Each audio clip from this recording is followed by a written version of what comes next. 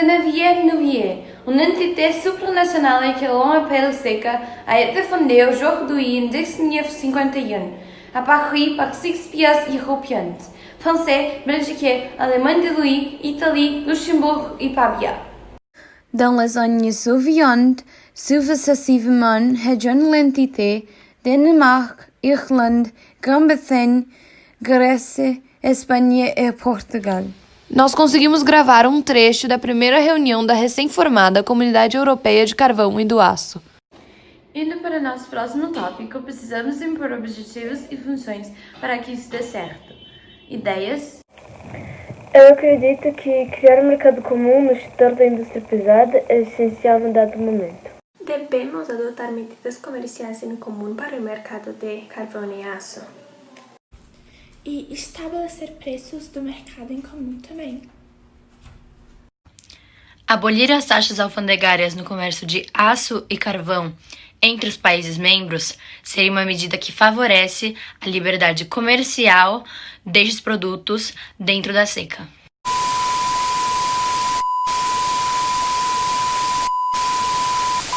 Todas as competências e funções da SECA foram integradas à Comunidade Europeia a partir de 1965.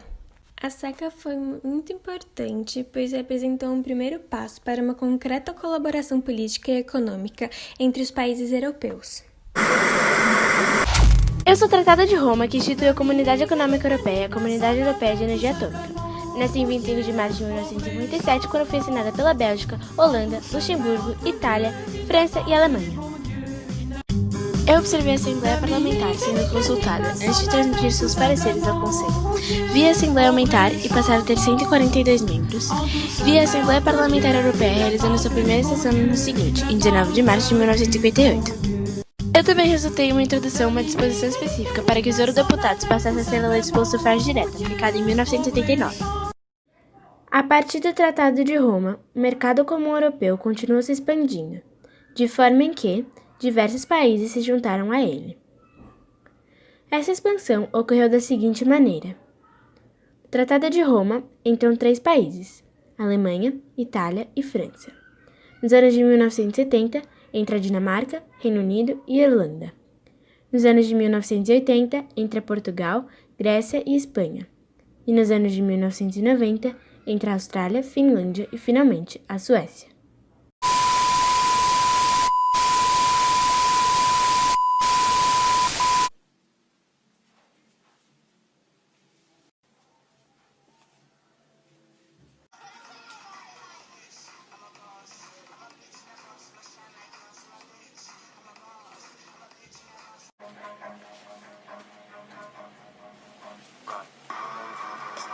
A criação da União Europeia veio apenas em 1992. Isso se passou na cidade de Maastricht, na Holanda, quando os países da CEE se reuniram e assinaram o tratado.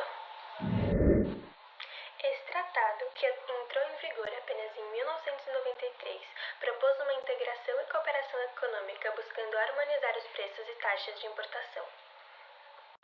Em 1999 foi projetada na UE a criação de um banco central e da moeda única, o euro. Esta nova moeda foi capaz de gerar profundas mudanças no cenário geopolítico e pôde dar condições de fortalecer a economia na influência UE para competir com o dólar norte-americano. E ainda, também se iniciou políticas comuns de defesa, cidadania e de proteção ao meio ambiente, tendo uma preocupação com as mudanças climáticas e ajuda humanitária e proteção civil. Com a UE, permitiu-se a livre circulação de mercadorias, serviços e pessoas, por meio da eliminação dos controles das fronteiras entre os países da UE, abolindo as barreiras físicas, jurídicas e burocráticas. A União Europeia torna a Europa praticamente como se fosse um país único.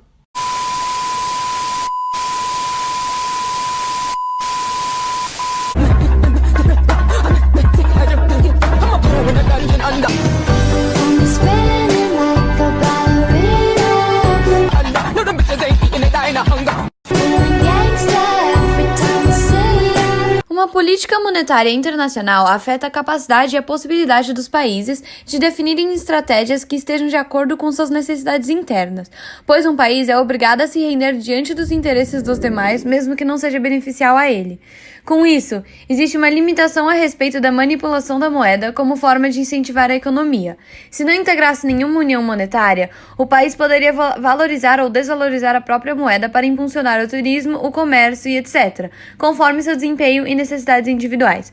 Ao entrar na zona do euro, este país abre mão dessa autonomia e independência, se submetendo a medidas acordadas por todos os países da União Monetária, o que nem sempre é favorável ao seu desenvolvimento.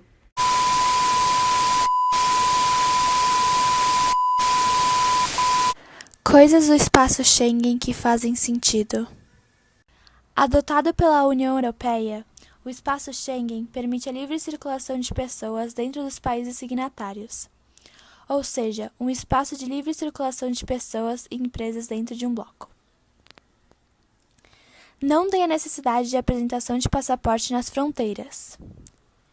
E nem todos os países da União Europeia fazem parte do espaço. Entre alguns de seus participantes estão a Bélgica, a Alemanha, a França e a Grécia.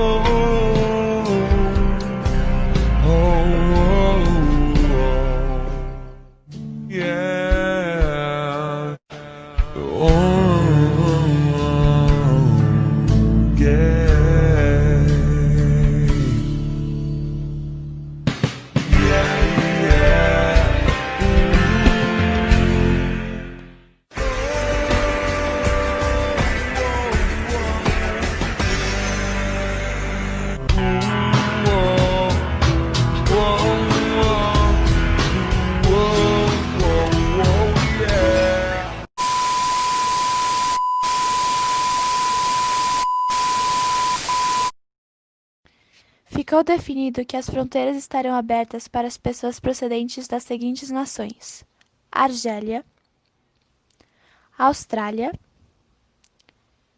Canadá, Coreia do Sul,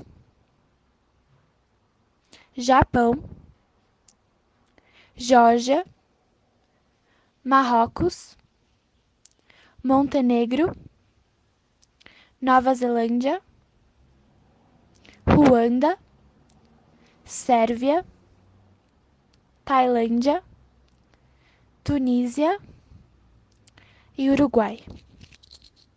Just sing this song so